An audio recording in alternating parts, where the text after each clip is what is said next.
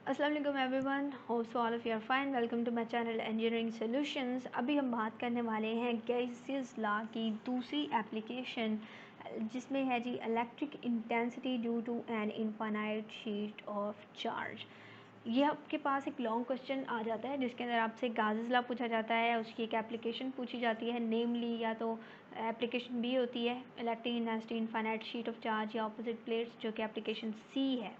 तो ये दोनों एप्लीकेशन बहुत इंपॉर्टेंट है, आपको पता होना चाहिए कि आपने इसको अटैम्प्ट करना है तो और क्या चीज़ें होनी चाहिए। तो फर्स्ट ऑफ ऑल अगर मैं बताऊँ तो आपको ये वाली फ़िगर बनानी आनी चाहिए लॉन्ग क्वेश्चन के अंदर, और इस फिगर के अंदर जितने भी हम कंपोनेंट्स यूज़ कर रहे होते हैं किस तरह के वो आपको सारा आना चाहिए, ठीक है। और उसको रट्टा लगाने की जरूरत नहीं, आप अपनी वर्डिंग में बता सकते हैं। लाइक यहाँ पर उसने कहा गया है कि हमारे पास एक इनफाइनाइट शीट ऑफ चार्ज थी, हमने उसका एक फाइनाइट पोर्शन जो है वो यहाँ पर ले लिया, जिसके ऊपर चार्ज डिस्ट्रीब्यूशन है, यूनिफॉर्म है।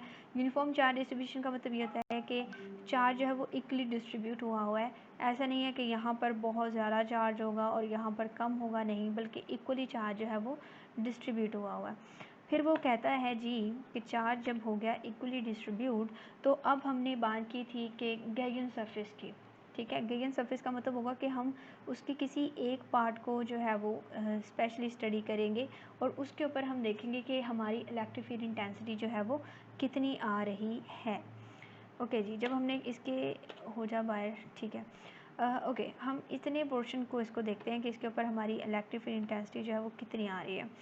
सबसे पहले उसने गैगियन सरफेस लिया, उसके ऊपर यानी कि एक सिलेंड्रिकल फॉर्म में उसने जो है वो ले लिया, जो उसके आर पार जा रहा है।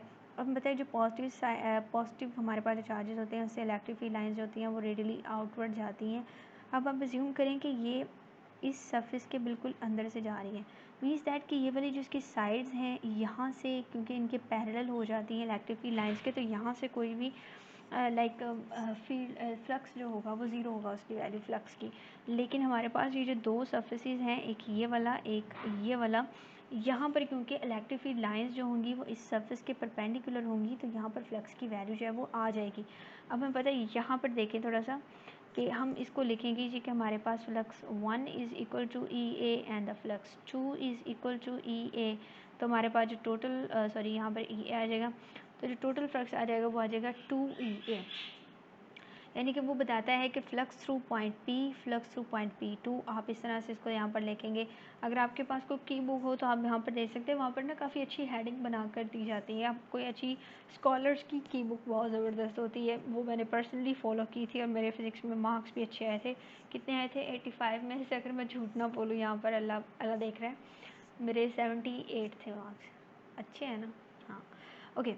तो यहाँ पर बात आती है कि जी एक पॉइंट पी से यहाँ से, लेकिन इसकी जो ये वाले सरफेस है यहाँ से फ्लक्स जो है वो ज़ीरो हो जाएगा। अब गाजेस लॉ में क्या कहता है कि फ़्लक्स की वैल्यू क्या आ गई? 2e। अब हमें पता है कि अकॉर्डिंग टू गाजेस लॉ हमारे पास जो फ्लक्स इक्वल होता है वो इक्वल होता है लाइक अगर मैं इसको क्लियर करूँ तो आपको मैं यहाँ पर इसकी डेरिवेशन करके दिखा सकती हूँ। यस, फ्लक्स की वैल्यू होती है 1/, यहाँ पर इसका मैं टोटल चार्ज को यहाँ पर लिख सकती हूँ Q के साथ, ठीक है। और Q जो है वो किस चीज़ के इक्वल होता है? Q जी इक्वल होता है यहाँ पर सिग्मा और ए के इक्वल। सिग्मा ए इस तरह से होता है कि यहाँ पर एक और चीज़ आती है जो हमारे पास होती है charge density. Charge density equal होती है चार्ज पर यूनिट एरिया। ये आप चीज़ अलग से लिख लें कि हमारे पास जो सरफेस चार्ज डेंसिटी होती है इसको हम कहते हैं सरफेस चार्ज डेंसिटी होती है। इसको मैं अगर सरफेस चार्ज डेंसिटी आप इसको लिख लें, वो इक्वल होती है चार्ज पर यूनिट एरिया। हम वैसे कहते हैं ना डेंसिटी क्या होती है? डेंसिटी इक्वल होती है मास पर यूनिट एरिया। इसी तरह जो चार्ज डेंसिटी होगी वो चार्ज पर यूनिट एरिया की इक्वल आ जाएगी। लाइक चीज़ों को रिलेट करके जब बंदा याद करता है वो ज़्यादा याद रहती हैं।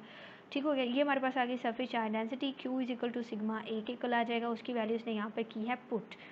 यहाँ पर उसकी वैल्यू पुट करने के बाद ये वाली इसने वैल्यू पुट कर दी। अब नेक्स्ट स्टेप में उसने क्या किया कि ये वाली चीज़ जो है वो एज इट इज़ यहाँ पर वैसी की वैसी आ रही है। ये कहाँ से आया?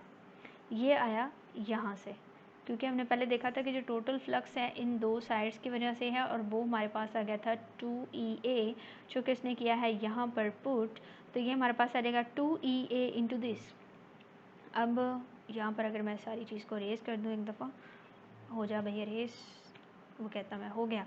ओके, अब यहाँ पर एरिया, 1 सेकेंड, एरिया, ओहो हद हो गया, एरिया जो है वो एरिया के साथ कट जाएगा, ठीक हो गया। हमने यहाँ पर निकालनी है इलेक्ट्रिक फील्ड की वैल्यू आ जाएगी सिग्मा बाय 2, इधर मल्टीप्लाई हो रहा है इधर आके डिवाइड हो जाएगा, तो हमारे पास आ जाएगी सिग्मा बाय 2E। अब ये चीज़ जो थी ना ये शॉर्ट क्वेश्चन में भी पूछ जाती है और ज़्यादा MCQs में ये पॉइंट पूछा जाता है कि अगर हमारे पास इनफाइनाइट शीट ऑफ चार्ज हो उसकी वजह से electric field intensity electric field strength की वैल्यू क्या आएगी, तो बिल्कुल होती है सिग्मा बाय 2E।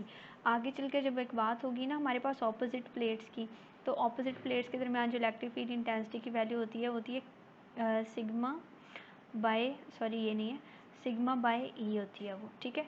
तो इसमें सिर्फ 2 का फ़र्क है, आपने इसको ध्यान में रखना है कि अगर हमारे पास एक इनफाइनाइट शीट ऑफ चार्ज होगी तो उसमें अंदर होता है सिग्मा बाय 2E, और जो हमारे पास नेक्स्ट होगी ऑपोजिट प्लेट्स तो उसके दरमियान होता है सिग्मा बाय ई होता है, ठीक है। होप सो कि आपको इस चीज़ की समझ आ गई होगी, और चैनल को सब्सक्राइब कीजिएगा, वीडियो को लाइक और शेयर कर दीजिएगा, हमारे साथ कनेक्टेड रहेगा। इंशाल्लाह पूरी बुक को हम कवर करने वाले हैं, और अपनी कोई भी क्यूरीज हो तो उसको वीडियो के कमेंट्स में डाल दिया करें। नया नया मैंने काम शुरू किया तो वो सारी चीज़ें कहने का याद नहीं रहता, सिंपल सा फंडा है हमारा, ज़्यादा कोई नखरे नहीं है, ठीक है। अपना ख्याल रखें, अल्लाह हाफिज़।